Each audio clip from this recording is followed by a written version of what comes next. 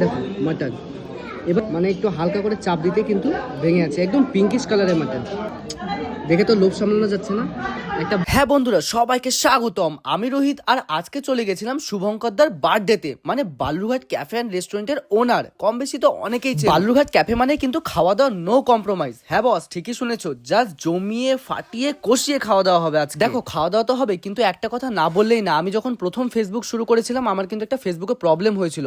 তখন কিন্তু এই দাদাই সাজেশন দিয়েছিল, তারপরে অমরদা এবং স্যান্ডি। ইনফ্যাক্ট আমি সেই টাইমে বালুরঘাটের একজন ব্লগারকেও কন্ট্যাক্ট করেছিলাম আমার এই ফেসবুকের প্রবলেম নেই, কারণ আমি তো এই লাইনে নতুন ছিলাম। যাই হোক, কোনো রকম হেল্প বা সাপোর্ট পাইনি তার তরফ থেকে, কিন্তু এই দাদাই কিন্তু আমার ফার্স্টে পাশে দাঁড়িয়েছে। বালুরঘাট ক্যাফে অ্যান্ড রেস্টুরেন্ট কিন্তু শুধু রেস্টুরেন্টেই সীমিত নয়, এখন কিন্তু তারা আউটডোর সার্ভিস মানে ক্যাটারিং সার্ভিসও প্রোভাইড করে থাকে। অনেক তো কথা হলো, এবার যেটার জন্য আসা মানে খাওয়া দাওয়া, বুঝতে তো পারছেনই। এবার কি কি রান্না হয়েছে সেটা শুনবো। আউটডোর ক্যাটারিংটা শুরু করেছি, ঠিক আছে? আচ্ছা যাতে বিয়ে, অন্নপ্রাশন, পুজো সবকিছুতে আমরা দিতে পারি সবকিছুর ব্যবস্থা। আচ্ছা, সব রকম ব্যবস্থা সব রকম হবে না? ব্যবস্থা। আচ্ছা আচ্ছা, তো তোমরা একবার কন্ট্যাক্ট করো, কন্ট্যাক্ট নাম্বার দিয়ে দিব আমি, ডিটেইলসটা একবার নিচে। তো রেস্টুরেন্টে হ্যাঁ, রেস্টুরেন্ট কিন্তু পাওয়া আছে। যায়। হ্যাঁ হ্যাঁ, আর দাদাদের খাবার দাবার নিয়ে কিন্তু কোনো রকম কথা হবে না, তোমরা জানো খাবারের কোয়ালিটি এবং টেস্ট। এখন পকোড়া, গরম গরম পকোড়া সার্ভ করা তো শুরু করলাম গরম গরম চিকেন পকোড়া দিয়ে। দারুণ লাগছে, দারুণ।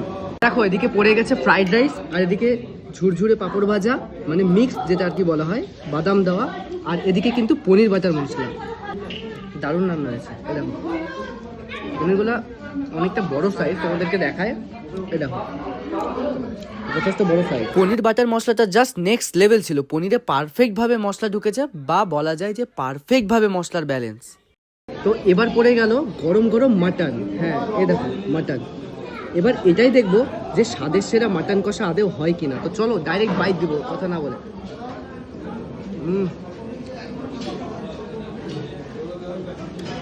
দারুণ। মাটনগুলো এতটাই সুন্দর রান্না হয়েছিল, জাস্ট ফাটাফাটি লাগছিল খেতে। আর পাতে যদি এত সুন্দর মাটন পড়ে, তাহলে তো মুখ থেকে একটাই কথা বেরোবে, স্বাদের সেরা মাটন কষা। এমন সেদ্ধ হয়েছিল, তেমন কিন্তু মশলার পারফেক্ট ব্যালেন্স যাকে বলে। তোমরা যদি এরকম সার্ভিস পেতে চাও, তাহলে কিন্তু এক্ষুনি কন্ট্যাক্ট করো বালুরঘাট ক্যাফে অ্যান্ড রেস্টুরেন্ট, যেখানে food quality is there main priority. And thus I wanna say thank you to Balurghat cafe and restaurant. কেন এই কথাটা বললাম নিশ্চয়ই অবাক হচ্ছেন, কারণ এত সুন্দরভাবে রান্না করা হয়েছে খাবার দাবার গুলো।